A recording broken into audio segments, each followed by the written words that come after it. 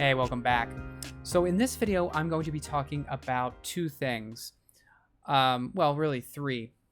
Your naming conventions, grouping, and color schemes. So this is all part of prepping a mix. So when you first open things up and you import your session, maybe you've done your vocal comp, now it's really important to get organization out of the way when you're mixing, because organization is so key to mixing, and having a framework that makes sense will make your life easier and allow you to do things that are more fun. So if you look here, one of the first things I would do is set a color scheme. You can see that I have green pianos here. I've got my vocals are both blue. I've got my bass, which are two things I consider to be my bass elements. They are both purple. I'd imported a couple reference tracks in here, and again I put them on the bottom.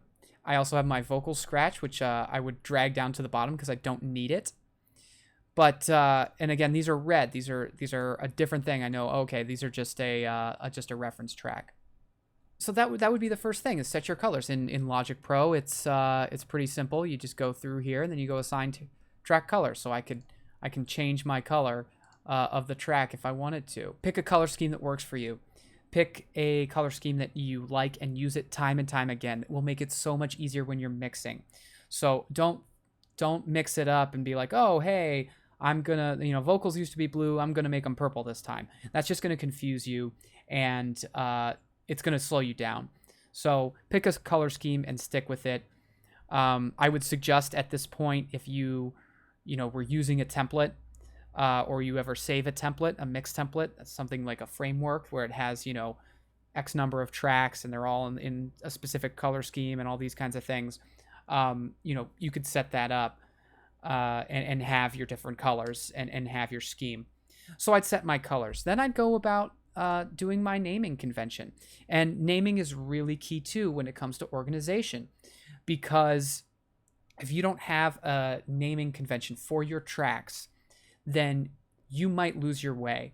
You might get lost. To kind of have an analogy is again kind of going back to that map thing. If you don't have things labeled, you're going to get lost. You're not going to know where you're going. If you were traveling from Chicago to St. Louis and you didn't say, oh, I need to get off at exit 22.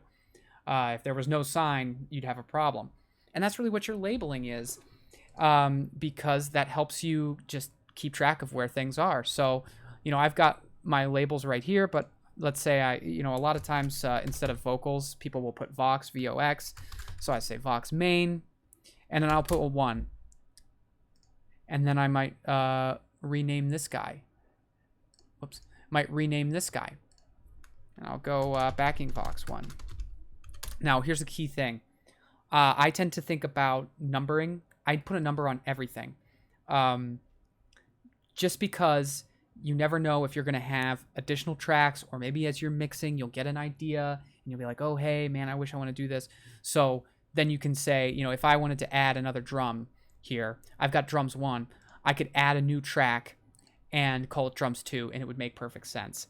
I also tend to work with 1 being from a top-down approach, 1 being like the main thing. So my first vocal is main 1. That is the primary vocal, and then backing vocal 1. But then if I had additional backing vocals, I might call them 2, 3, and 4, but they aren't as crucial as the primary ones, meaning there's not as much going on. They're not as tied to the overall song as the other ones. That's just something that is a kind of maybe an idiosyncrasy of myself, but I do suggest, bottom line, that you use a numbering convention. So you do that, and then we talk about grouping. And this is a key thing right here. You can see I've got a piano group because I have these 2 piano tracks. And what's nice about this is that allows me to, if I move my faders, change both at the same time.